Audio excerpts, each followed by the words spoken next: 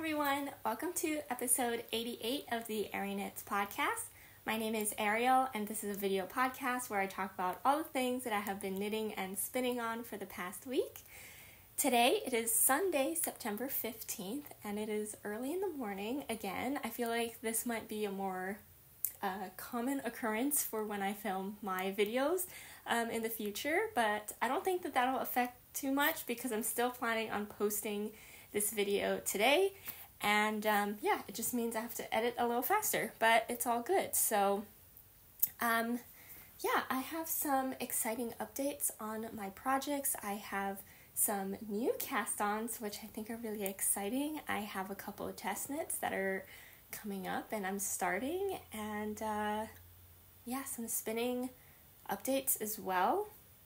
And so let's just get started. So what I'm wearing today is not a new finished object. This is a sweater I made a couple years ago, and I'm not sure if I had this knitted when I had a podcast. So I'm not sure if it's ever shown up on a podcast. I could be wrong. It could be the early days of the podcast, but I feel like it was probably before I started making videos, and so I thought I would wear this today and show you all. It's also been quite cozy for me to wear lately because it is getting a little colder.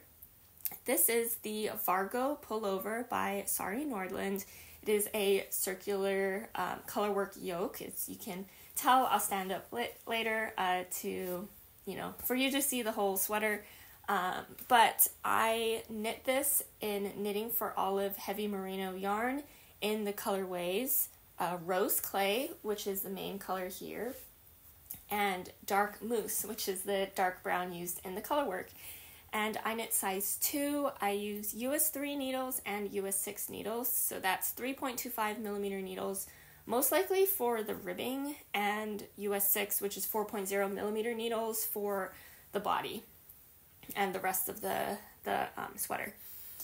Okay, and then final measurements, I got 38 inches in circumference. I just measured this morning, so if it changed over time, I feel like sometimes, especially if you wear a sweater a lot, or maybe, just washing and wearing, that maybe some sweaters can get, I would think, looser in fit, just because of its weight and all of that. So I made sure I measured this one this morning, although to be honest, I don't think I had measurements for this a couple years ago anyway. So 38 inches in circumference, that gives me about 8 inches of positive ease for this sweater, and I really like it. Let me stand up so you can see the full sweater. It is a nice size, and as I've mentioned, this is a circular yoke, and so it is worked top down in the round up until the underarm. And one thing I want to mention, because my friend Maya also recently made this sweater, and so I think that's partly a reason why too I found this sweater and dug it out of wherever all of my knitwear is hiding right now to wear it. But yes, Maya mentioned that the yoke is really long for this, and I agree. If I stand up and I kind of like pull my arms out like this, you can kind of see it looks like my underarm stops is right here, and so there is a lot of fabric under the arm. So if I were to raise my arms up to do anything, it really brings up that sweater and kind of like bunches a little bit at the top. But for the most part, my arms are down. I don't feel like it's really, I think some circular looks could be even more like you can't move your arms out, but I can move it out pretty much like in my normal activities. I'm not really like doing anything super crazy anyway, but if you needed to just like not do some of these patterns so that the yoke can stop a little bit closer to your underarm, like maybe around here, just so that it's, it just fits a little nicer. This one feels a bit like it's kind of just like covering your shoulders, but for me it's fine, and I still like to wear this sweater.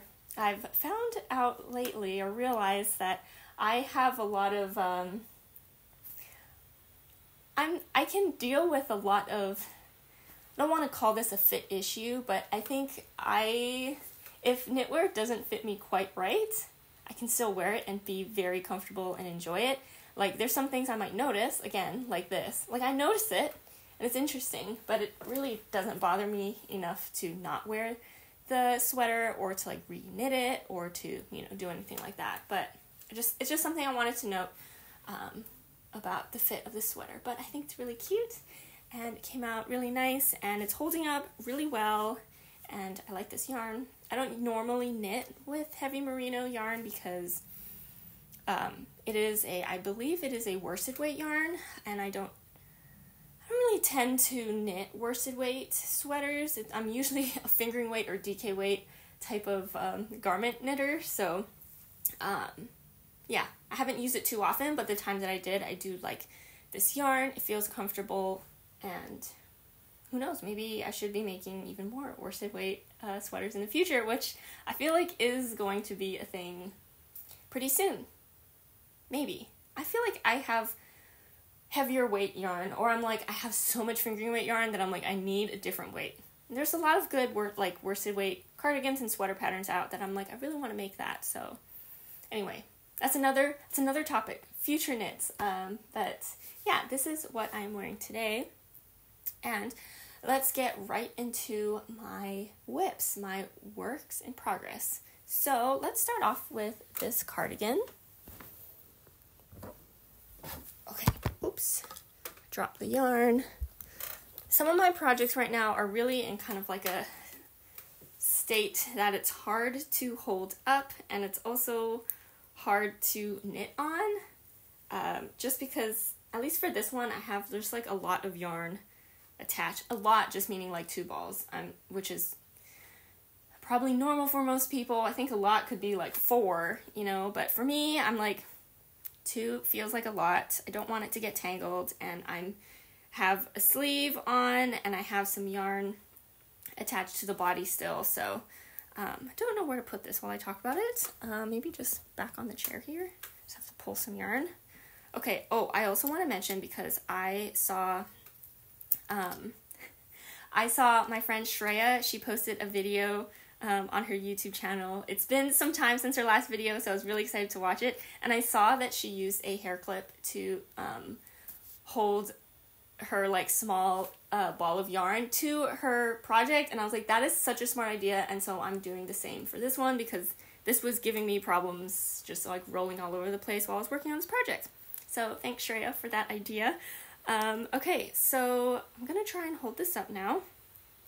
This is the Milton cardigan by Locatelli, and I finished a sleeve, which is really exciting. It is a progress point that I wanted to reach this week. So I finished the left sleeve here. I mean, I was really close to finishing it. I think I needed like 4, here, you can see my stitch marker. I just needed like 4 more rows of 1x1 rib on the cuff and bind off.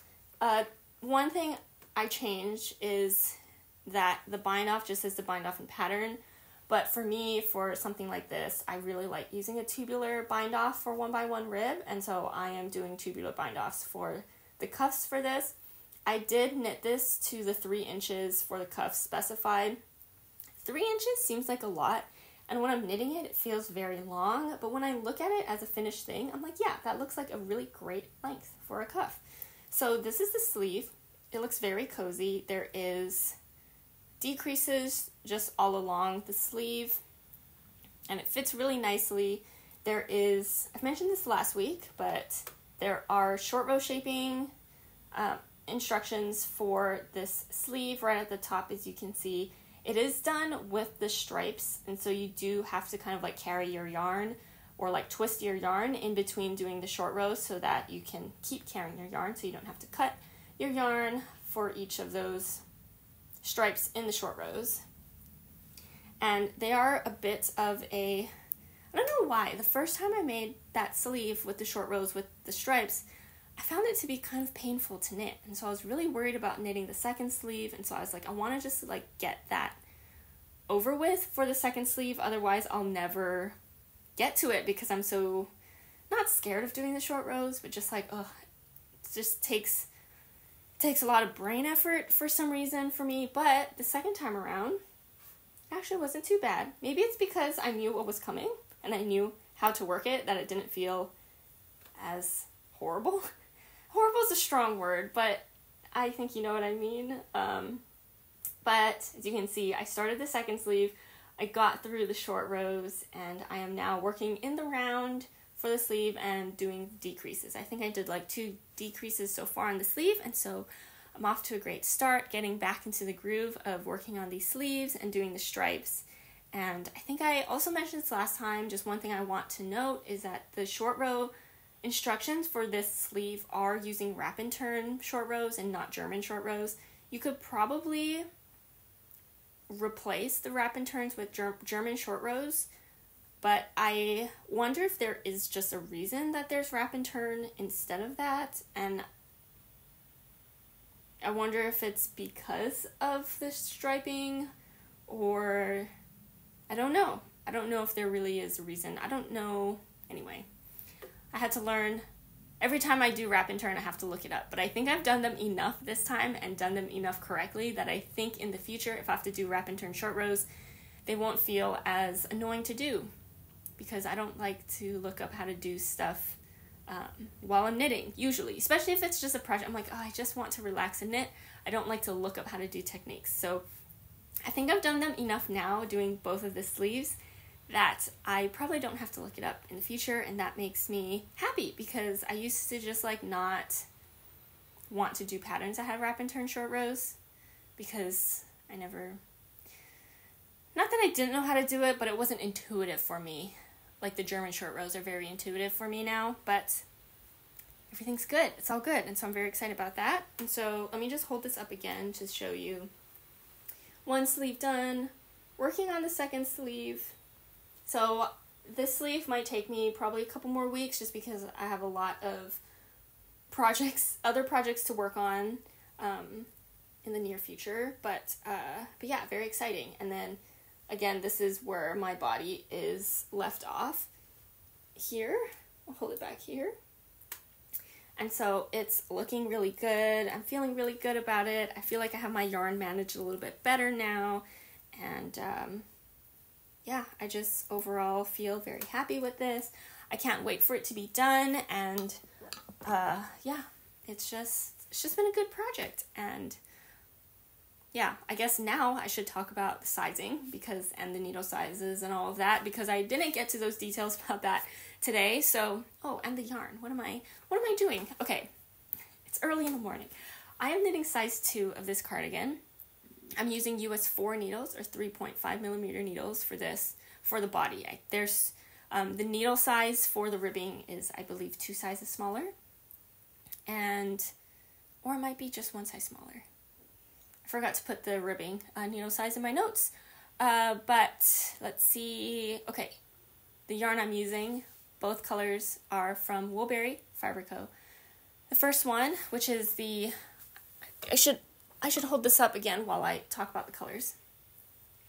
So, first one, which is called the main color because it's the one that you use for the cuffs and I think the body hem as well, is Woolberry Fiber Co. Berry Natural, which is a non-superwash base in the colorway Seashore. It's a really pretty blue, kind of a gray blue. And then the Suri I am using, which is for the stripes here, and it's a variegated, or maybe just more of like a speckly, but on a Suri, so it's a bit more blended.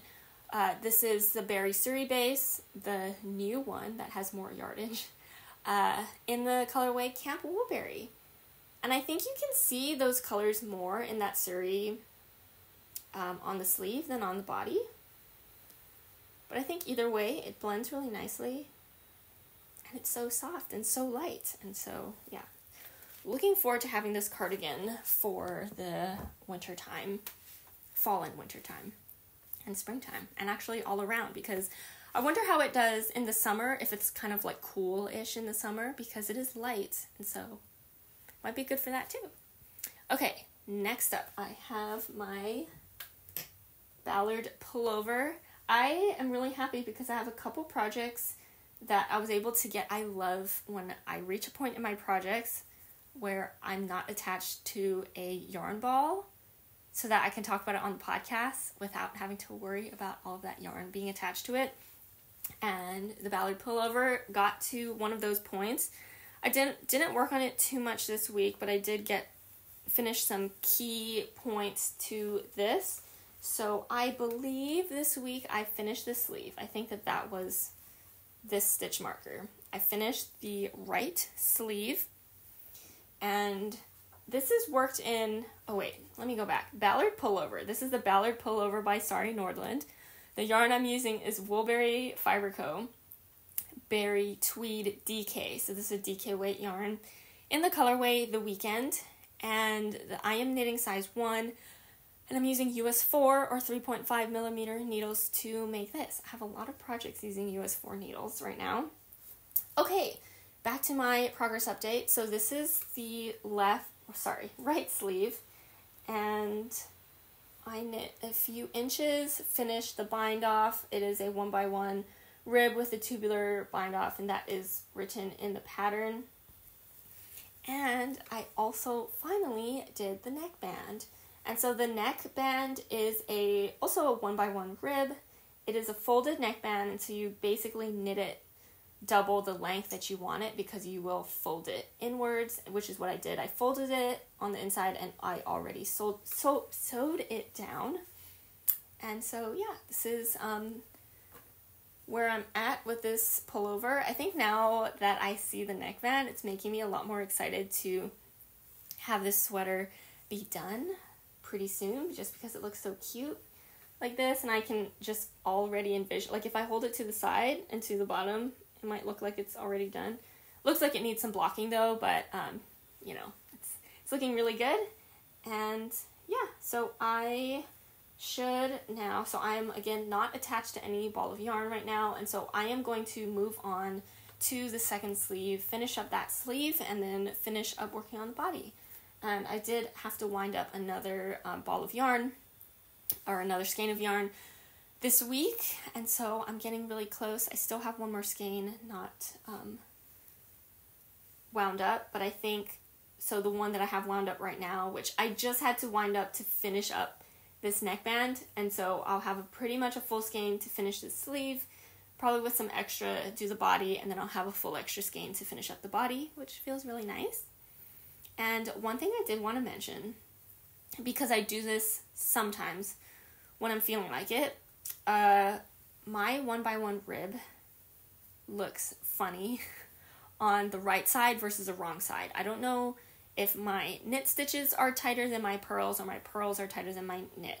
I can never figure it out, but when I knit 1x1 rib, I prefer the look of my wrong side of the knit. And this only really applies to when I'm knitting 1x1 rib in the round. Flat, it looks the same on both sides for me, but in the round, my wrong side looks better.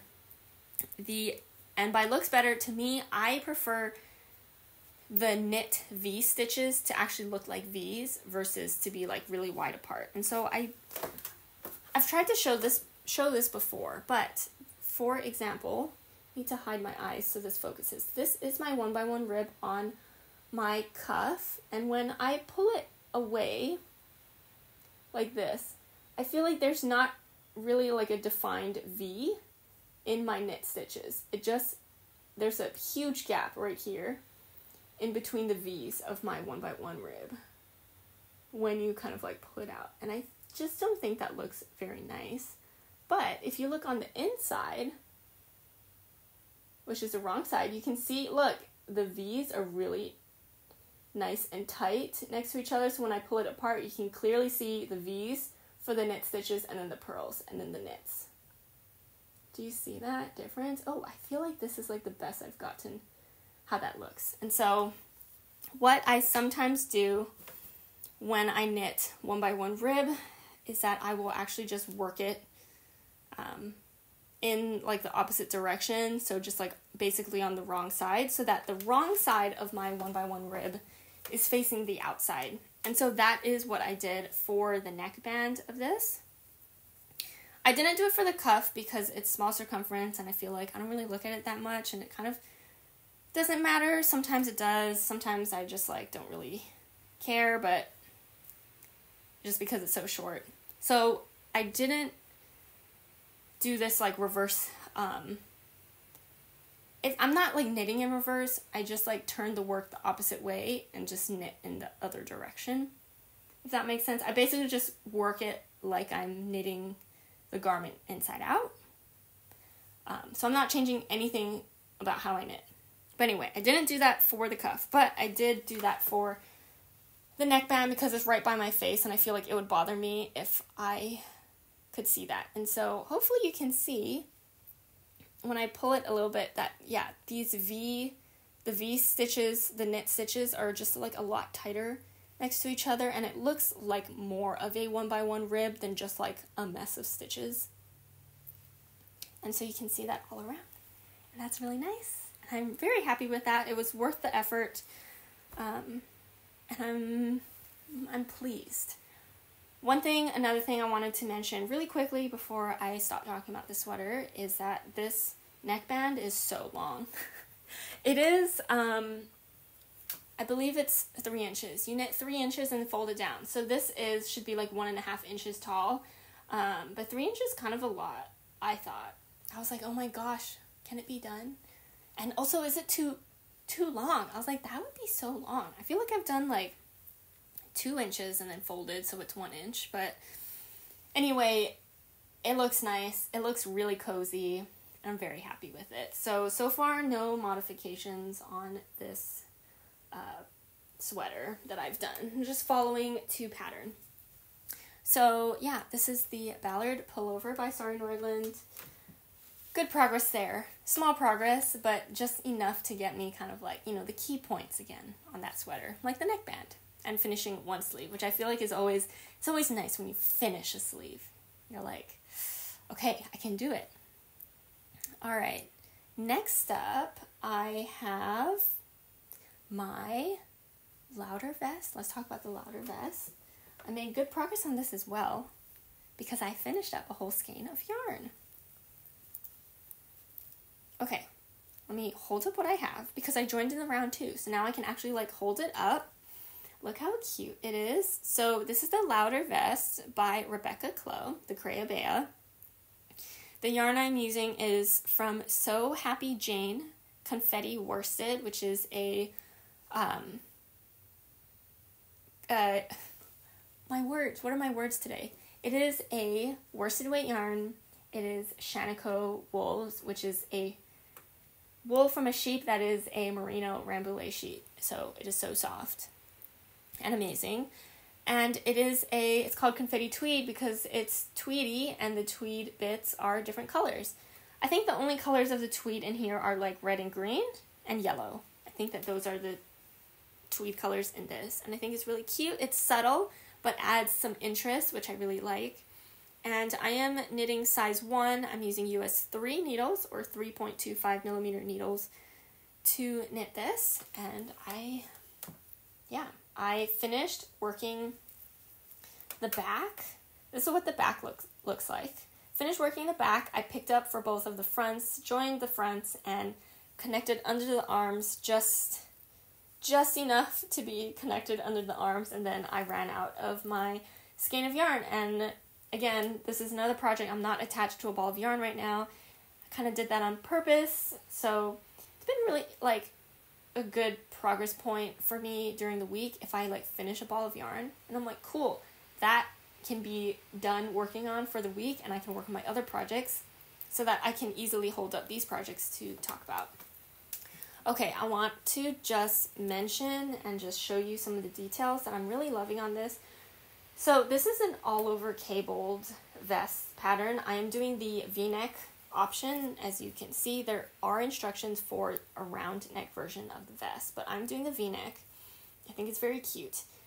The details on this pattern or this design that I really like is that for the back, for this top part where you pick up for the fronts, I love that this cable pattern just kind of like goes across like this, and it's not just like, a broken cable pattern, which is fine, and I've done that for sweaters too, And it's totally fine. It looks nice. But I love the detail of having a cable going just across that diagonal on, of course, both of the sides of the back. I think that is very cute. And I absolutely love that in the front for the V-neck that there is also a cable that goes down and kind of like frames that V in the front. I think that is so cute. I love that kind of design detail, and it makes me very happy. So yeah, I just wanted to call those things out just in case you haven't noticed it, but I love it. This stitch pattern, or the cable pattern, is very easy to memorize, and so at this point, now that I am working in the round in the body, I don't have to look at the instructions, which is really great, and I can just keep on working. And I also just love this cable pattern. It's basically alternating between just like the normal, I don't know if cables have names, I probably should have looked it up, but it had, this normal like twisted cable where it's just twisting all in one direction, and then this more of a braid cable. I don't think I've really worked a cable that looked like a braid too much, or at least recently, and so it's been really nice just to kind of look at, and just having it all across here just looks so cute. I really, really like how this looks. The cable rounds just take a really long time, which is just like, but I think it'll be totally worth it. Okay, one thing I want to just mention about this pattern, I haven't knit too many of Rebecca's patterns. I've test knit for her once, and I've always wanted I want to make a lot of her patterns, but I think I mentioned this last week also, that I love her patterns. I just haven't gotten to make a bunch of them. So anyway, so I'm just giving some background into just like her pattern writing and just kind of like format of her patterns. I feel like it is more on the minimal side of instructions, and my friend Megan also talks about this on her podcast.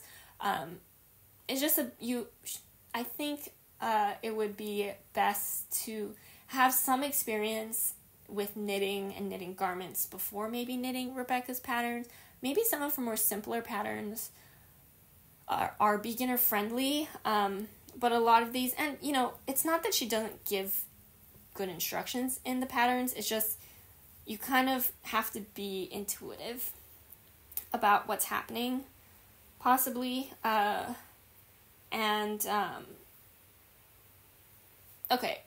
I think her instructions are fine. The one thing that got me a little tripped up for this pattern specifically is the way that the sizes are all broken up for the instructions.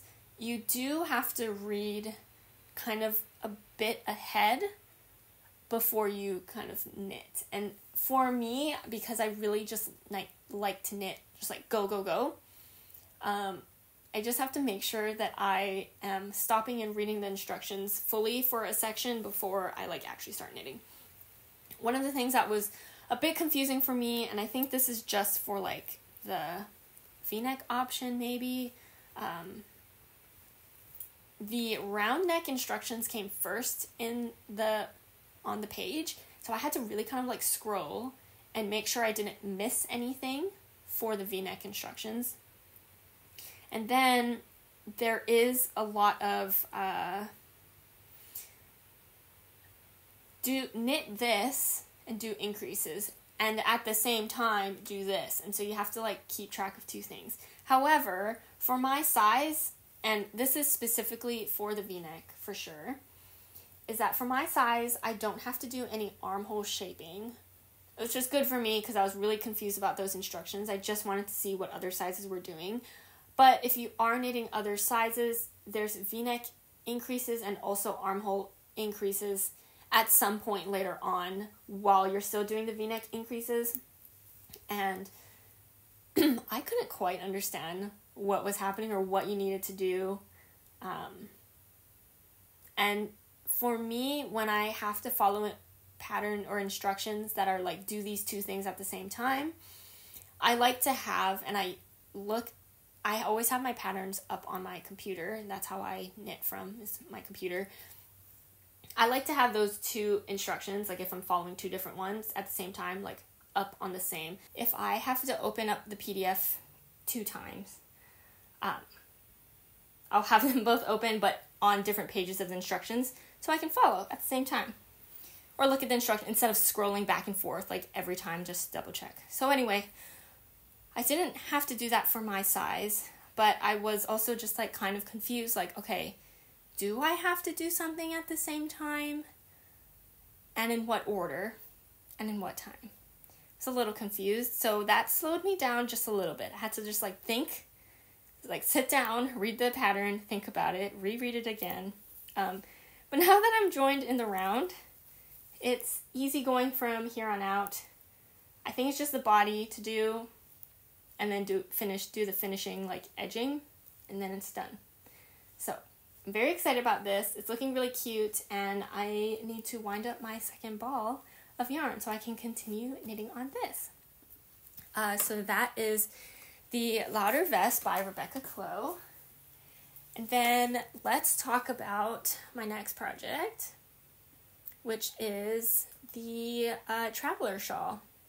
Sorry, I am just rearranging my notes here a little bit. Okay, so I made a little bit of progress on my Traveler Shawl this week.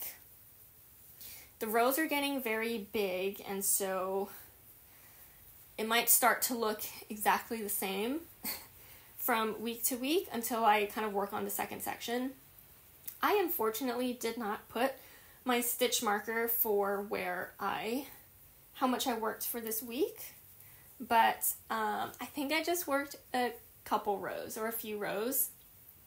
It's looking so cute. I really love it. This is the Traveler Shawl by Andrea Mowry. The yarn I'm using is one of my Handspun yarns. This is a 3-ply that I did a combo spin of 3 different colored braids from the In the Clouds collection from Little Fiber Co. And I'm still so obsessed with this. I'm so happy with how this came out. And for the shawl, I am knitting size 2, which just means like a larger size. But right now the instructions are the same for both sizes. Also, the sizes are more for like different yarn weights, and less so about kind of like the size of the shawl. Although it does affect the size of the shawl. I'm using US 7 needles, which is 4.5 millimeter needles. To knit this, I believe that is the recommended needle size for this. And yeah, that is kind of all the details on that. Not too much to update here besides looking at how amazing these colors are knitting up. And yeah, just really excited about this. And just continuing to work on it. I think it's always, I like having just a shawl project on my needles just to have. I think it's just like really nice to work on shawls sometimes. So yeah, this is kind of like my comfort project right now. Really easy to take along with me to places and just to work on without the instructions, at least for now. I don't need the instructions, just continuing to increase. And so yeah, it's really good. Really good. Just overall, can't wait for that finished object as well. But I'm fully enjoying the process of knitting it and also knitting it with my Handspun. I love knitting with my Handspun. It just feels really extra special and just so good. So amazing. So that's been going well. Okay, speaking of Handspun, let's talk about my other project where I'm knitting with my Handspun. This is another project that is not attached to balls of yarn right now, so it's great. Okay, I made progress on my framed sweater by Andrea Mowry. Let me hold it up first. Here it is. Okay, so this is framed by Andrea Mowry. The yarn I am using is, for the main color, which is the brown here, it is Yarn Jam Natural DK, which is the Shaniko wool in the colorway Cedar. And then for my contrast color, for the colorwork section, I am using Yarn Jam Fiber, also in a Shaniko base, which matches really nicely with the yarn. It is my Handspun, and it is in the colorway Arieknits from the Podcaster collection. Yes, it is named after me. I still can't believe that that happened and is a thing, and that I have a fiber colorway that says arieknits on it, and it's so pretty. Just seeing it knit up in even like a bigger, section just looks so amazing, so pastel-y, and just like perfect, everything I could have wished for. And it's so happy. And then let's see, size sweater I'm making is size 2. I'm using US 5 needles for the ribbing, which is 3.75 millimeter needles, and US 7 needles, 4.5 millimeter needles for the rest of the body and the color work. And I think it's knitting up really nicely. The pattern calls for worsted weight yarn. I'm using DK weight yarn. My Handspun, I think, is around a DK weight also. But the Shaniko, I feel like the Shaniko is quite a like plump and not fluffy, like Suri fluffy, but just kind of like a plump, not floof. It just has a bit of a poof to it. And so I don't know if that, I think that kind of helps with that gauge, but also, it's not wholly, which I was worried about. I am on gauge for this pattern as well. I was worried that using a lighter weight yarn might make it a little wholly for the color work, but it's looking really nice and filled in and working up nicely. And so I'm very happy with how that's coming out. As you can see, I finished the front here. This is the front done. And let me turn it around so that you can see I am not done with the back. And so I just, basically this week I finished the front, and then I just put the back here back on the needles, and that's just where I ended off for this week. So you can see I did, of course, split for the arms. So that's why I'm doing front and back now. One thing I totally just did not think about knitting this pattern is that it is color work. It is all over color work. I don't particularly like color work. I say that as I am wearing a color work sweater that I knit. I don't really like knitting it. I will do it if I love the pattern. That's kind of, for me, I will go through that process if I really like the pattern, and this is one of those cases, of course. But one thing that I didn't think about was that when you split for front and back, you're knitting flat, which means you're knitting color work flat,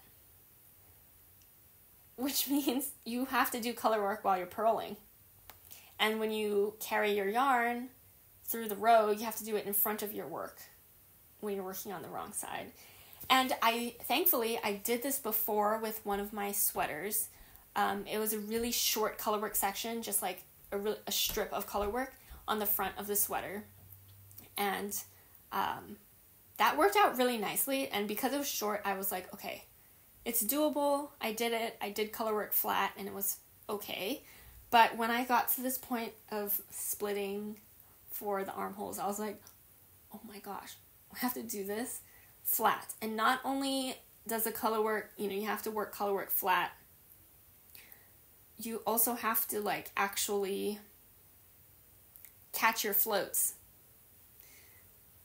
on the wrong side while you're working those rows as well. And so last week I mentioned that in the pattern there is a video linked for how to catch your floats.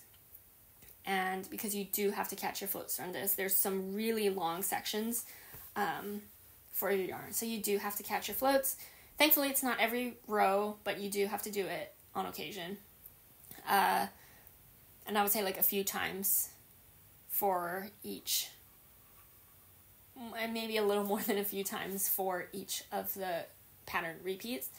But anyway, there is a video attached to the pattern for how to catch your floats. It was a technique that I haven't done before. The way I used to do it is just manually actually twist my yarn. Put down my work, twist my yarn, and then continue knitting. And I found that so annoying, so I hated doing that. But in this video, there's a technique where you can kind of just do it right up on your needles. And And it took me a little bit to figure out how to do, but it was very helpful because I didn't have to like, you know, really kind of like stop knitting and twist my yarn around. And so I never really ended up with a tangled mess either, which was super nice. But then I needed to figure out how to do that on the wrong side, working on the wrong side as well. But because it is just kind of like the opposite, or like, you know, it's just on the other side, I just had to like play around a little bit to do basically the same thing just on like the other side. And I figured it out. And so it's actually like worked out fine. It was a little more fiddly to do on the wrong side, but it honestly was totally fine. And I did it. I finished one side of working color work in the flat color work flat. And so I have to just do that again for the back of this sweater, but I'm feeling confident now that I can do it, and so hopefully it won't be too bad.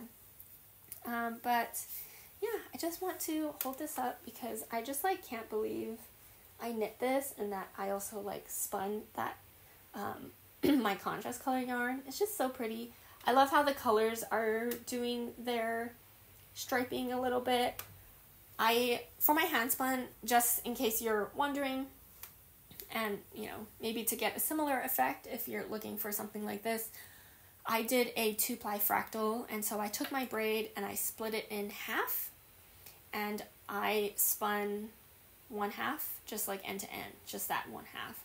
And then the other half I split again into two and spun that end to end, and then I applied them together. So it has a really nice subtle kind of striping, but there are moments, like if you look up closely, you can see some barber pulling of the colors. I don't know if you'll be able to see that on the camera, but yeah, just some like really nice moments of colors kind of popping out there. And I'm really happy about it, and it's so cute. And yeah, oh, I do have my stitch marker here. I don't know if you saw it while I was holding up my sweater, but my stitch marker is right here. And so that's where I was last week. I think I made good progress, feeling good about it. One thing I wanted to mention again is that this pattern actually calls for using 3 different colors of yarn.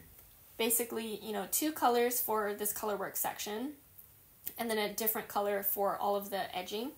But I'm deciding to just do a 2-color version of this, and so the ribbing detail is the same color as I'm using in the color work section, just to keep it looking a bit more. I'm always worried about pairing colors with each other, and so I just want it to be pretty safe in terms of like it all matching, and so I'm just, you know, started with the handspun. The handspun, I was like, I need to find yarn that matches the handspun, and dark brown it is. Very happy with the contrast that's coming out for that.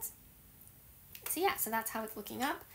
I didn't make any modifications to this pattern. I didn't lengthen the body or anything, and so it is just whatever the size is. It might be, I think the sweater is a little bit of a cropped sweater, but it might be a little cropped. It's not full length, like you can see, like back up a little bit here. Yeah, it looks like it's more cropped than the sweater I'm currently wearing, but it's not super crazy cropped on me. I think it'll be fine. So yeah, but I think if you did want to increase the length of the sweater, you'd have to do it in increments of the color work chart repeat, because you don't want to kind of break that up.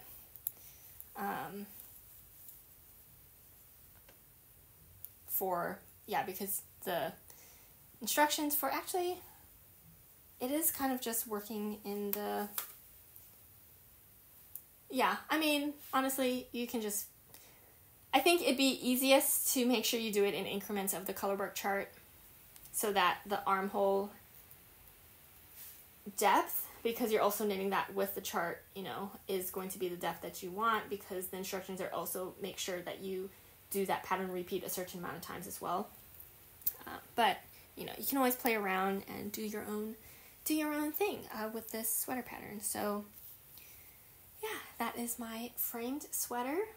It's looking so cute. It's looking so crazy, but crazy in a good way, like, just like this quilt motif is just like very popular right now, and it just looks so cool. It looks very involved, but yeah, it's working out really great, and I'm having a good time knitting it. So that is the progress update on that sweater. And then let's talk about my other...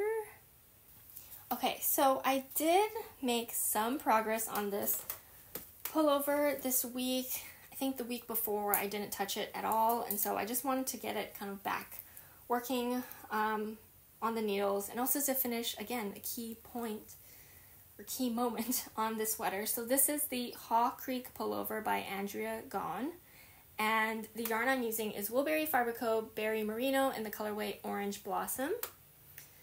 And I finished a sleeve. I'm knitting size A, which is the smallest size of this pattern. I'm using US 5 needles and 3.75 millimeter needles to knit this. Okay, yes, I finished the sleeve. Look just how much more I needed to finish the sleeve. Just a short amount, and so I really wanted to just like get the sleeve done. And so that's not just kind of like hanging out. Just needing to get finished up and bound off. And so finish up the sleeve. There are some increases that are done right at the end to do it's an I-cord bind off for the sleeve. It's looking really skinny right now because, again, the stitch pattern is like a garter rib, and so it will, once you block it, it will not do its... I will block it out so that it is like this and not like it doing the compressed stretchy thing. But let me hold up what I have right now. So again, right sleeve is done, and I wanted to also just like pick up and do some knitting on the second sleeve. I feel like another thing where I kind of get stopped a lot for projects is just like picking up for the sleeve. Once it's picked up, doing the sleeve is pretty fine, and I don't really get stuck there. It's just like this setup for doing the sleeve, and so I really wanted to just like finish the first sleeve and then pick up for the second sleeve and just like get going, so that whenever I'm like, I want to knit on something, I'm like, oh, you know, I don't have to look at the pattern for this. I can just like pick it up and knit, and it's pretty easy to look like you're making progress because the sleeve is a smaller circumference and you can kind of get a lot done. So I wanted to just like get to that point in this sweater, so I can just like keep going on it and yeah, finishing that up. So I'm going to finish up the second sleeve. And then I think there are some neck instructions to like do some finishing around the neck. So I'll probably do that after the second sleeve. And then I'll continue on the body because the sweater is not this cropped. I do need to add more length to this sweater. And so yeah, I'm hoping that that can get done sometime soon as well. And it's really crazy for me to think about this, but I feel like it's at the time of the year where I'm like, which of these projects do I plan to get done by the end of this year? All of the projects that I have right now, I think are doable to get done by the end of this year. So I'm not really kind of feeling like, oh, do I want to get this done by the end of this year, or do I want to just like keep it for next year? I think all of these I could get done by the end of this year. I think it's doable.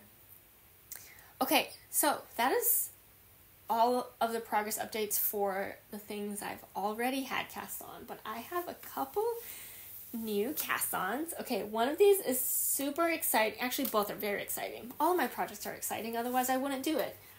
But, okay, I have been, it's not even like it's been a long time. I really want to be in Sari Nordlund's new book. And by in, I just mean my name. So I want to test knit. I've been wanting to test knit for Sari Nordlund's new book. She's coming out with a second book for knitting patterns, and I think it might be like summer knits because she has posted test calls on her Instagram stories. And they're, I think, more of like a secret test knit. She does post a picture of all of the patterns that she has test calls out for, so you can see them, you could have seen them if you saw the test call and clicked on kind of like those links, but they're not on her stories anymore, so you can't see them. But she had her first test call come out, I think maybe like a month ago or maybe a month and a half ago. It was her first round of test calls for her new book. And I applied to one of the tops and I didn't get in. And I was actually kind of sad because, I don't know, I feel like, just like not getting picked for a test knit feels kind of sad. And I haven't done a lot of test knitting this year as much as I did last year. And so when it just feels a bit more like, because I'm not test knitting as much, when I don't get one, I feel like kind of sad because I'm not really doing that many test knits. So anyway, I applied for one, I didn't get it, and so I was like, okay, when the next round comes up, I'm going to apply to multiple tops because I really, really want to get into one of them, because if you test knit for her book and you finish your test knit and all of that, then you do get your name, if you want to, you can get your name printed in the book as helping, in test knitting. And I was like, that is so cool. And I love her patterns anyway. It's not like I'm just doing it to get my name in a book. Like, I love her patterns. And so I thought it's just something I would really like to do. So when the second round came up on her stories, I applied to 2. I was worried because I was like, you don't want to apply to multiple and accidentally get into all of them, and then you have to knit all of them at the same time for this test knit. But I applied to 2 because I was like, just in case I get into both, I can finish both of those within the time specified, just in case. And luckily for me, so usually, at least for those, it kind of seems like, and for her normal test knits too, maybe like 24 hours or so, basically just like the next day after the test call is put up is usually when she contacts her test knitters. And for me, the next day came around and I was like waiting to get an email, and I didn't get one. So I was like, I don't think I got into this round again. And so I was like, oh man, felt a little sad. It's like gonna have to wait for another round. But it was like the next day that I got the email that I got into one of the test knits. So I'm very happy, very excited about it. And yeah, I'm very happy. I'm so glad. So that's just a long story to say I am doing a test knit for Sari Nordlund for one of the patterns in her upcoming book. And it is a secret test knit, and so I cannot show you the entire pattern, or like I can't show you like the garment or what it looks like. But I did start it, and I can just show you I can show you sneak peeks, and so I'll show you the stitch pattern basically, but not, like the shape or anything of the design. But I think what I will say is that it is a tank top. Again, like I think this next book of hers is going to be like a summer knits, or just like, yeah, her test calls were all for like a lot of tank tops and some dresses and stuff. And so I think it's more of like a warmer weather knits type of situation, and they're all so cute. So let me just hold up the stitch pattern. You're not going to see the shape, but this is the stitch pattern. It is all over lace knitting and fingering weight yarn. So yeah, it's very pretty. I actually think that this is the same or similar lace pattern that is in the Melt Shawl by Andrea Mowry, because I made that. And so when I was knitting this, I was like, wait, it looks so familiar, and the instructions, or like just the way to do the stitches, feel familiar. And so I do believe that this is the same stitch pattern that is in the Melt Shawl by Andrea Mowry.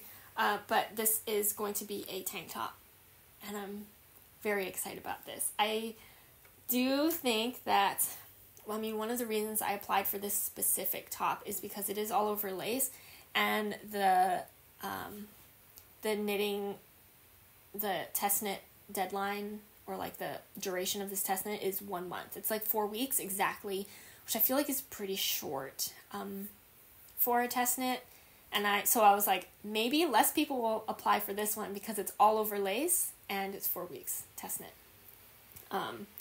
So I think that's why I got in, because I think my size is a pretty popular size, or a lot of people apply to that size. So anyway, that is your little sneak peek. I don't know how often I'm really going to show this because, again, I can't show the full garment until the book comes out or until Sari Nordlund starts actually posting pictures herself of all of the patterns, but I really like how this top looks, and I just can't wait to continue working on it and to have it as a finished object.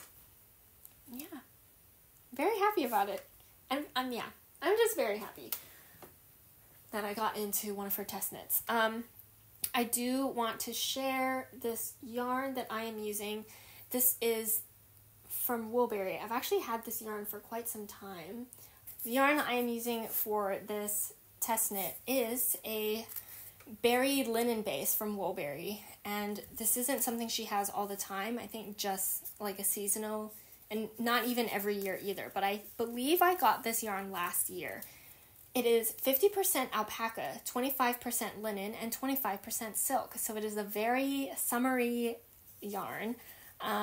It is 438 yards for 100 grams, and it's in the colorway coral, and so it is a very light coral color, very pinky and slightly orange. I mean, it's a coral. Light color.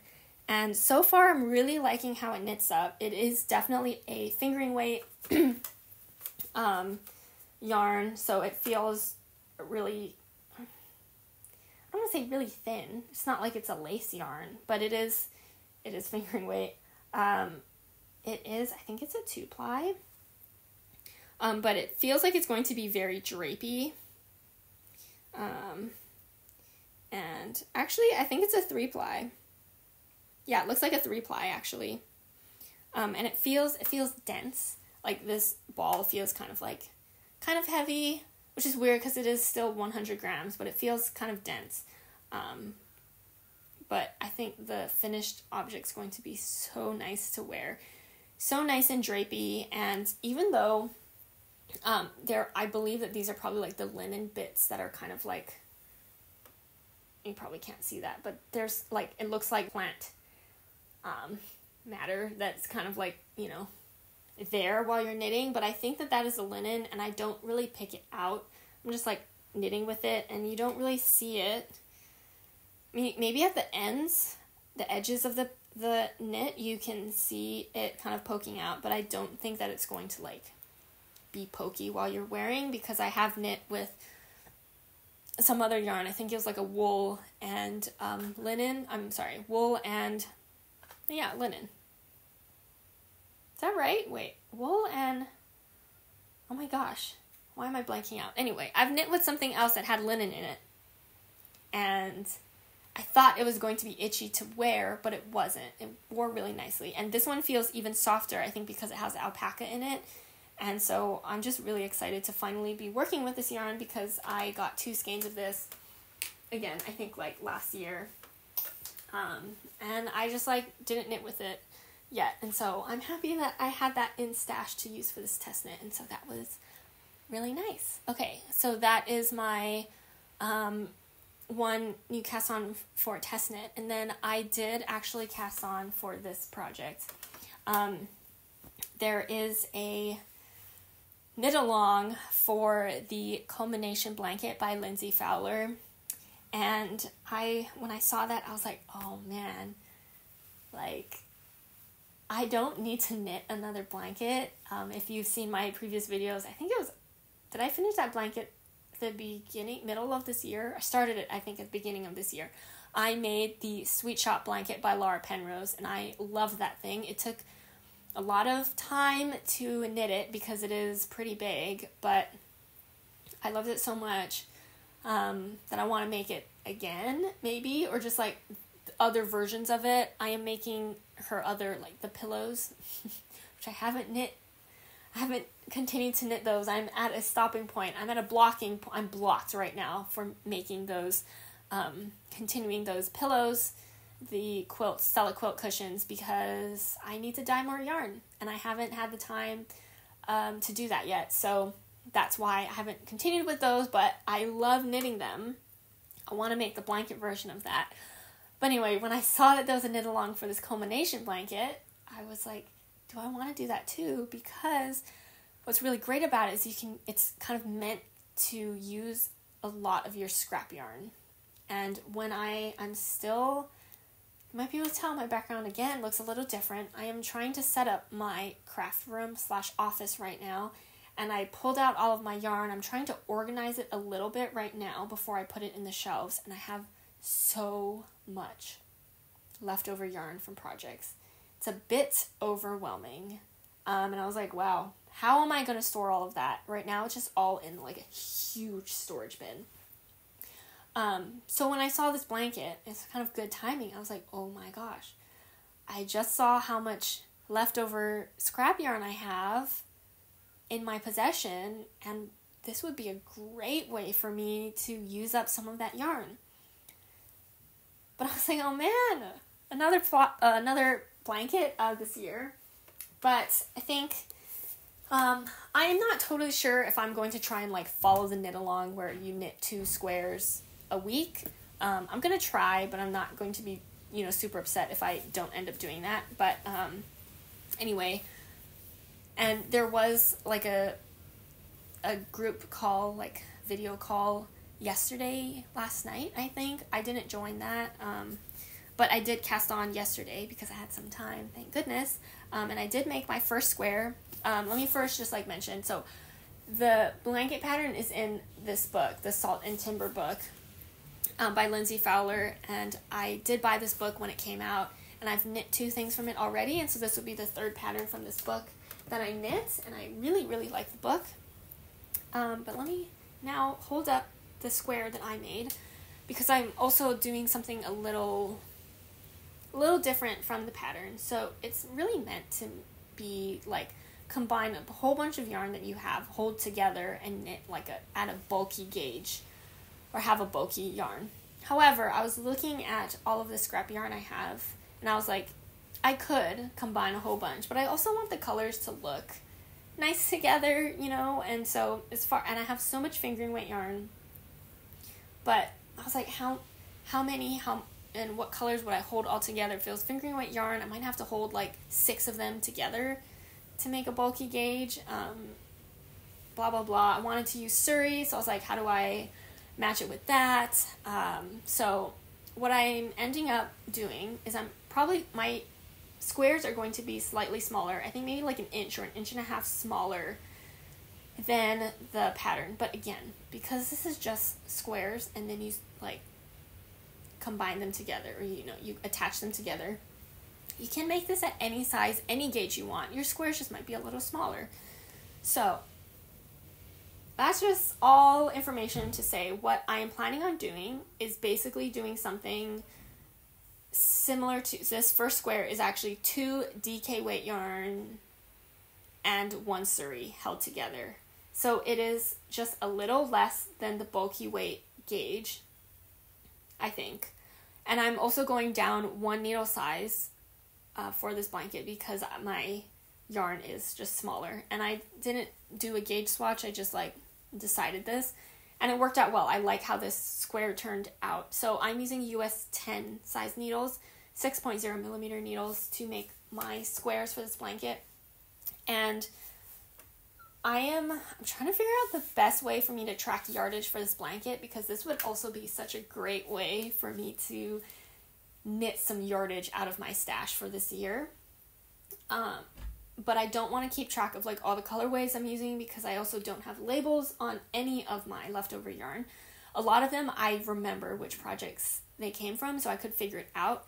But I think what I'm going to do is I'll probably talk about the yarn if I remember it on the podcast, but in my notes in Ravelry, I will just be keeping track of yardage and not colorways or anything like that, because it's just going to be too crazy and not something I want to do. So anyway, this is my first square. It came out cute, I think. And I really like it. Let me hold up the yarn that I'm using, because I think I have enough of this yarn to make a second square, so I'll have 2 of the same color of this. And so I'm holding together these 2 DK weight yarn. I believe that they are both Woolberry. I think this one might be... Is it actually the Weekend? Is it the same as this but not Tweed? Did I get the same thing but not tweed? Possibly. I don't know why I can't remember what project. I'm sure if I look through my Ravelry, but anyway, this is just like a gray, kind of like a gray brownish color, tonal. And then I have this one, and I'm pretty sure that this is a colorway from the Downton Abbey collection, and I made a shawl out of this. I can't remember the colorway name, but it's a very similar gray. It actually looks a little bit lighter, but this one is a slightly variegated, so there's like some blue in there, and also speckles, like these like purple maroon speckles, which is really cute.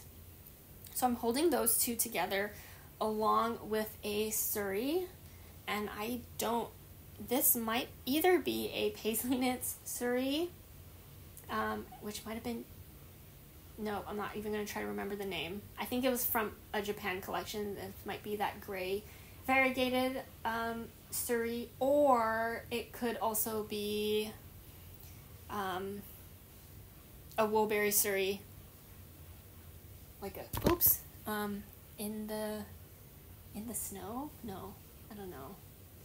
I tried to do this, and I could have tried to figure this out before the podcast, but again, my level of effort for remembering these scraps, I don't want to put in that much effort because it's going to drive me crazy. But I just want to show you the color combinations anyway, so that if you also want to make this blanket and you're having trouble figuring out how to combine a whole bunch of yarn together to make a square, that maybe some of these will give you just some ideas. And so for this one, I just went grayish.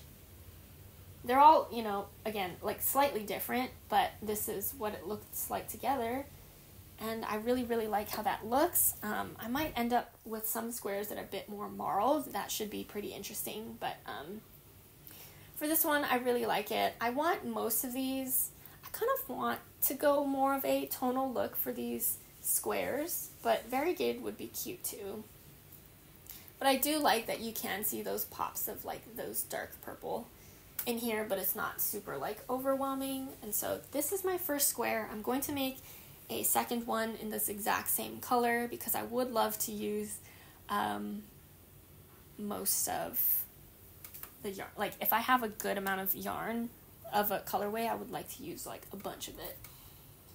It might be hard to use the scraps that are this small of a ball, but you can do whatever you want. You can make it striped too. That could be interesting. But anyway, I think it'd be so, I really want most of these squares to have Suri in it. It's okay if some of them don't, but I want most of them to have Suri because that would be so soft. I don't have a blanket. Well, I only have one knitted blanket, but it doesn't have Suri in it, and I feel like having a Suri blanket would be so crazy soft and amazing. So that is I cast this on and finished this square last night. I wish I remembered to time myself to see how long it took me to knit that square, but maybe I think it's 30 squares for this blanket. Again, you can change how much squares you make, but I want to try and make 30. And if I do 2 a week starting now, that should take us to the end of December. I think that's the timeline they have. But what was I saying about that? Suri. 30 squares. What was I saying? Okay, I forgot. That's okay. I'm just really excited about this. Oh no, I was talking about timing. I have 29 more squares to remember to time myself on how long it takes me to knit it. I think it might be, I wonder if it's 1 hour, or is it 2 hours? 1.5? I don't know. Again, I should have timed myself yesterday, or at least looked at the clock to get an estimate, but I didn't. But I did it in one night, and it wasn't a full evening either. It was just a little section of an evening, and then I also knit on some other things last night too. So it's pretty quick to knit. Longer than I thought, but I feel like knitting squares always takes a little bit longer than you think it will. Yeah, that is my start of my culmination blanket, which I'm excited about. I just oh my gosh, I can't believe I'm making 2 blankets this year. Okay, let's move on to spinning a little bit. So I did start a new spin. I don't know if I think I talked about me wanting to do this spin last week, but I didn't actually have something to show you.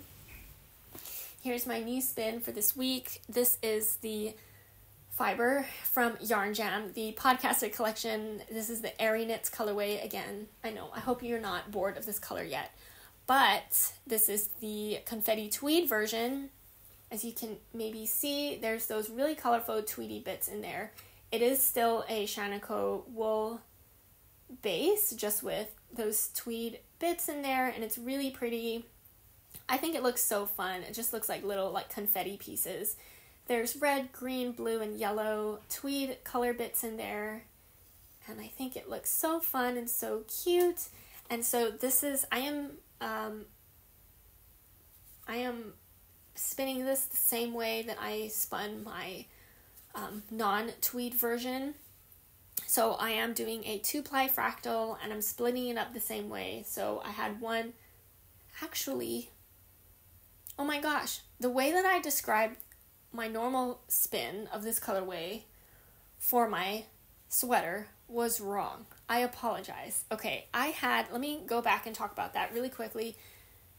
So it was a 2-ply fractal for the sweater spin. However, the way that I spun the braids, I had 2 braids, and so the first bobbin was 1 full braid that I split that in 2 and spun those end to end. And then the second braid, I split into 4 and spun those end to end. And then I plied those together. And so that's how I did the spin for that. So it is still a 2-ply fractal. That was not a lie. But the way I split up the braid was slightly different. I think the effect is pretty much the same, but it was 2 braids. And so that's what I did. For this one, I'm just going to spin 1 braid of the tweed. And so I split that braid in half. And this is 1/2 of that spun end to end. And then the second half of the braid, I split again into 2. And I'm going to spin those end to end. I'm actually almost done. So I do have a second bobbin that has yarn on it, but it is attached to my wheel, and I didn't want to take it off of my wheel, and so you just get to see this sneak peek of that. But maybe the next time you see it, it will be all plied and finished as a yarn, and you get to see it. So that is the arieknits colorway in tweed.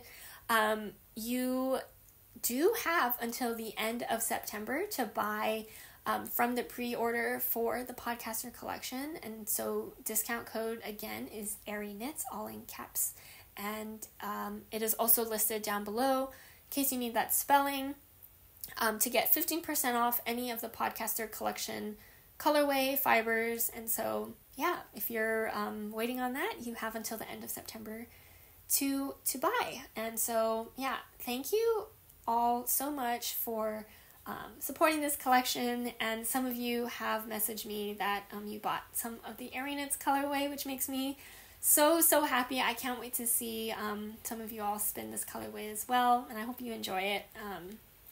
Yeah, I'm just so happy that this was a thing and that it happened, and I got to do it with a whole bunch of my friends, and just to see everyone's colorways as well come together and come to life. So yeah, this is the arieknits and tweed, and hopefully I'll have a finished yarn of this to show you all next week.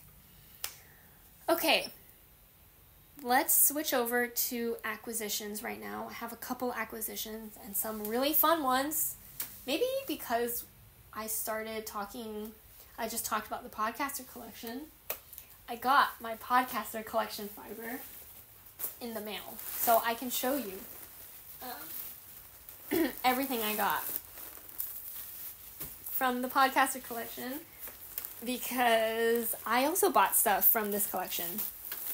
Okay, let's start with something you've already seen. I did get 1 more braid of the arieknits colorway in the tweed, and so yes, I am spinning one right now, but I wanted to get a second one just in case, because it's so cute. And so yeah, so yes, you've seen this, arieknits in Confetti Tweed. That was one of the braids. Okay, and then let's go through the rest of these. Okay, I bought 1 braid from each of the colorways because I felt like I wanted to just have one of each of the friends in this group. And so that is what I did. So let me just hold up now This is Megan, A Naughty Mess. This is her colorway. It looks so good in person, in braid form, and actually Megan just finished her sweater spin of her colorway, this colorway, and it looks so good spun up. So I'm very excited to also spin with this yarn, with this fiber. And that is like the non-tweed version. I got most people's in the non-tweed version. Just because I feel like I want like that, like just the natural base of these. Okay, let me hold up this one. This is Marlene. This is Marlene's color, and it is so pretty. Okay, I almost got a sweater quantity from this collection. And if I did get a sweater quantity of fiber, it would have been in Marlene's color. It looks so good. She is using her colorway to make the framed sweater, and what she has knit up is so pretty. It's so good. And so I almost got a sweater quantity of this, but I have so much fiber and so much yarn, I really just needed to resist. And so I did just get one braid of this colorway. I am trying to like angle it like this, just because the bag is kind of reflecting the light. But yeah, this is Marlene Knits. Gorgeous color. I can't wait to spin that. Okay, and then I did also have to get Young Folk Knits, Casey's colorway. I feel like this is like Marlene's color. Like if I had to combine two of these to do like a combo spin, I feel like this one and Marlene's would look really pretty together. I really like the pops of that like purple in there, light purple. Yeah, I'm just twisting it around so you can see it. I think this is also really pretty. Actually, I was thinking I could knit, so I'll spin two of these by themselves, but then use them in the same project. I was thinking maybe Bridget's vice versa shawl. Do you remember that shawl? Because I feel like one braid of fiber, I want to make the larger version, and I think if I spun one braid of fiber, it wouldn't get me to, like, I wouldn't have enough yarn for the large size. But because there is kind of like two halves to it, I was thinking maybe these two, and one of the halves could be this one, the other half could be this colorway, because they would look really cute together. That's an idea. Possibly. Thoughts. Those are just, just some ideas swimming around in my head. Okay, and then I had to get Emily's colorway, Gently Chaotic Knits. I had to get two braids. I had to get one in the normal base and one in the tweed base, because Emily spun up her tweed version and she's knitting a shawl in it, and it looks so cute. I feel like the tweed colors really, really match her colorway, just like really, really nicely. And so I had to get one of each of the bases from Emily's colorway, and so those are these two together. I got to see her yarn in this colorway spun up like in person, and it's so pretty. So pretty. I love the colors. I feel like they're not initially my colors. They're definitely Emily's colors, but seeing it spun up, I love it so much. And so yeah, two braids, had to do it. Gosh, this fiber is so good. I really hope that for any of you who did buy from this collection and that you haven't spun with Shaniko before, I hope you love it. I would love, love, love to hear your thoughts on it, because I love it, and I hope everyone else loves it too and just enjoys it as much as I do, because it's so good. So yeah, I had to buy some braids from this collection as well, and that's my mini little haul of the podcaster collection from Yarn Jam. And yeah, so that is one part of the acquisitions. I think probably one of the fun parts of this acquisition. Actually, I have another really fun acquisition.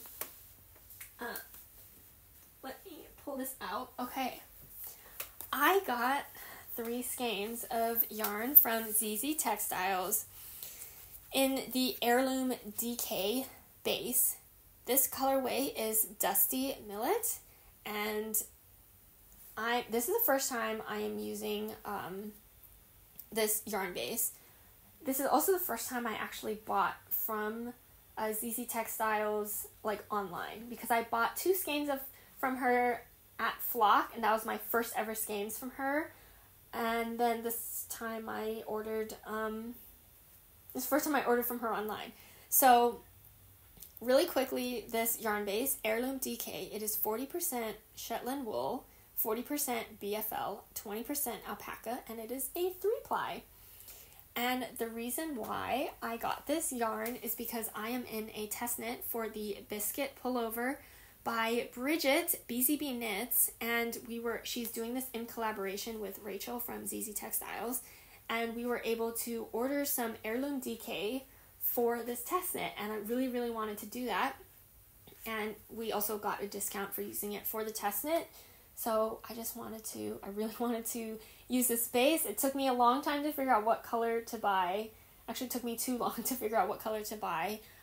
But I got some help from friends, and I went with this color. This is a very me color, so I'm feeling good about it. It's going to be cute.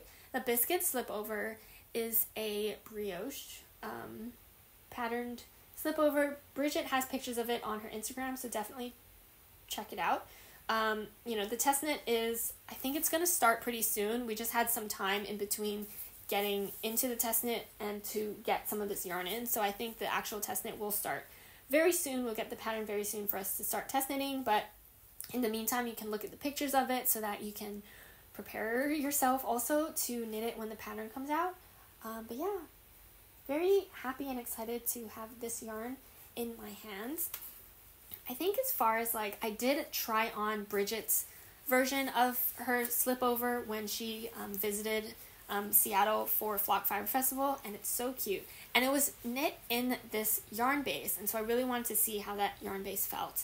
And I would say if you have sensitive skin, I think you probably don't want to go with this yarn base.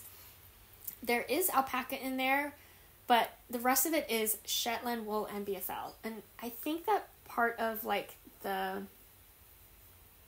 there is some pokiness to this, and I think it's just maybe the longer hairs in it just kind of poke out. That's kind of my theory for why some yarns feel a little pokey. So it's squishy and it's soft, but if you are sensitive around your neck, when I do this, it does feel a little bit pokey, just a tad. Not pokey there's plant matter, and it's poking you, but just longer hairs or something from the wool. But wearing it as a vest, I think, would be totally fine and be super warm to wear. And this is a really cool base and kind of just composition of wool to try out. And so I'm very excited I need to knit my swatch with this very soon. So I'm very excited about that. And yeah, so that was something else I got this week. Very, very excited about that. Then my only one other acquisition, I think, this week. Actually, I think anyway, Woolberry. This was a collective skein. I got 1 skein of Berry DK in the colorway Fresh Breeze. And yeah, I'm just trying to lately for the collective colorways, if there's not something I really want a sweater quantity of or something, I will just go with getting 1 skein of DK weight, because there's a lot of times where I'm I need a skein of DK weight and it's not in my stash. I have fingering weight. So yeah, I just went with this. I think it's a pretty color. There's no pink in it. But it's not, I don't know what the tonal was for this, but I didn't want the tonal either. And so it's a really pretty variegated. And DK, there's options. I have options to knit stuff with this as well. So, or I'll save it for a project that might need 1 skein of DK weight. But yeah, so that is one other acquisition. And then I think that I got a nest fiber recently for August.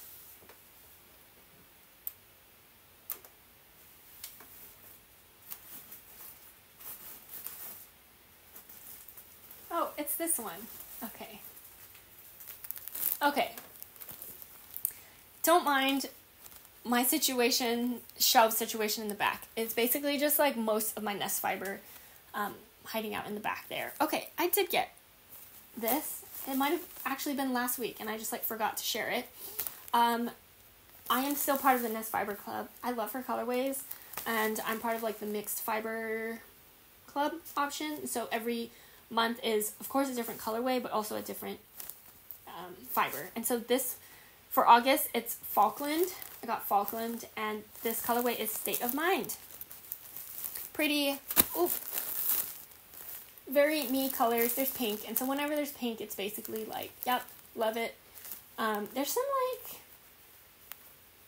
green, pink, some darker purples, and then like this like kind of like winey green, but like orangey. I don't know if that's like from the colors blending together. Oh, here, maybe like right here. It's really pretty. Very pretty. And so, yeah, let me just like put that back up here. But yeah, anyway, that's, I think, now all of my acquisitions for this week, and maybe from last week too. Okay, now, I forgot to mention this at the beginning of the video, but I have an exciting announcement to share with you all today. I think it'll also be shared on Instagram later today, although by the time this video comes out, maybe it's already posted on my Instagram or Bridget's Instagram. Me and Bridget of BZB Knits are co-hosting a make-along this fall. We are calling it the Cozy Comforts Make-Along.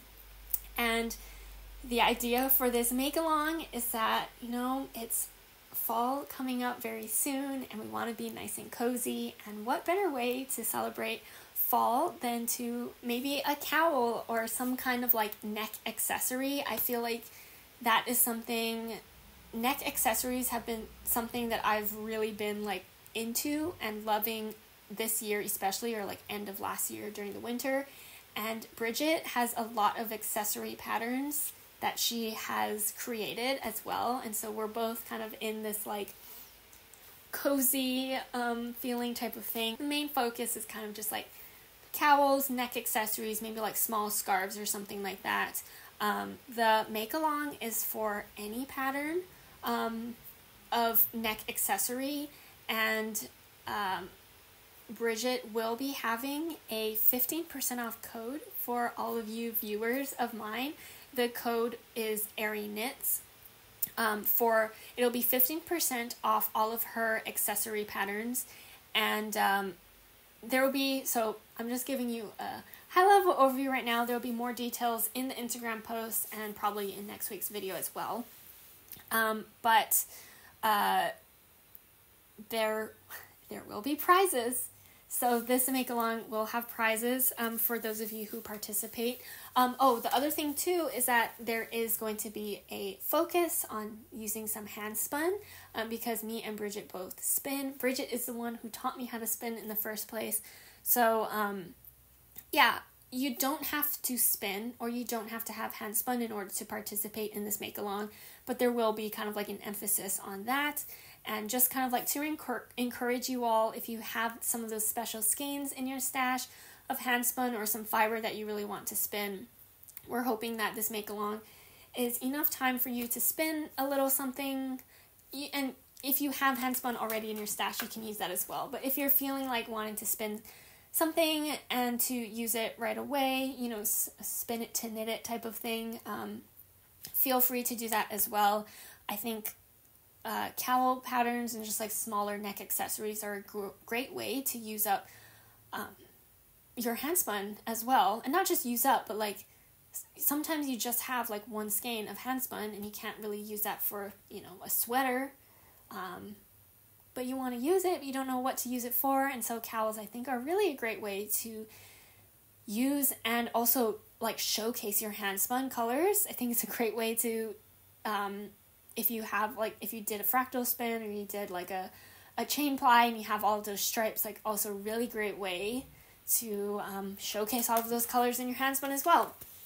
I just feel like there's a lot of options for you all for this make-along, and I'm really excited about it. So, this make-along will start on the fall solstice, which is September 22nd. So it's coming up really soon, but I hope it's enough time for you to think about something you would like to make for this make-along if you'd like. Again, more details to come. It will be on the Instagram, and if I have more of those details, I will also put it in the description, but I will be talking about this make-along all throughout the make-along and on the podcast, and so don't worry about starting late or anything like that. But yeah, I think it's a good time for all of us to start knitting some really cute fall accessories, and I'm excited to be doing this with Bridget. Bridget's doing a lot of the work, to be honest. I'm just here enjoying the cozy vibes and just supporting Bridget. So yeah, I need to also pick out what I want to knit for this as well. And yeah, we're calling it a make-along because you can knit for it, you can crochet for it, and because spinning might also be a part or a component of this, we are just calling it a make-along because we want to include everyone who wants to participate in this as well. So yeah, again, more details to be coming up. There will be details coming up in an Instagram post, and again, I will talk about it more here on the podcast as well. So I hope you can join us in this cute little cozy make-along. We really just want it to be something that's fun and relaxing and low stress. You know, there's just want to have a good cozy time with you all. So yeah, I hope you can join us. And with that is all I have to talk about today in today's video. I hope you all enjoyed that. I think it was a little bit of a longer video than last week. Thank goodness. Last week was a pretty short one, but I had a lot of things I wanted to talk about with you all this week. I am planning on doing a live stream. I think that this will be a thing when I do my unpacking and put all of my yarn and stuff in my cabinets. As you can see, I am almost done putting up one. And I have a second one actually over there. I just need to figure out placement in the room. I need to anchor them to the wall because they're very tall. And I need to put doors on them because I bought doors for them. And as you can see, they're not on them right now. I just need to figure out placement. I need to do that, secure it to the wall so that it doesn't fall down. Want to be safe. And once I get all of that figured out, and once I get... I have a weekend that's free for me to do this because I don't know how long it's going to take me to film this live stream or to do the live stream. I will let you all know the date for that, but that seems to be the plan right now. I really want to do that. It seems fun. It seems like a couple of you are interested in seeing that as well. So lots of exciting things happening towards the end of this year, and it makes me very happy. It's feeling nice and cool weather lately, and so all the knits are coming out. I want to knit more socks now. So that might be coming up for me as well for some new cast-ons. But yeah, thank you all so much for watching. If you have any questions or want to share about what you've been making recently, let me know in the comments down below. And I'll talk to you all in next week's video. Bye!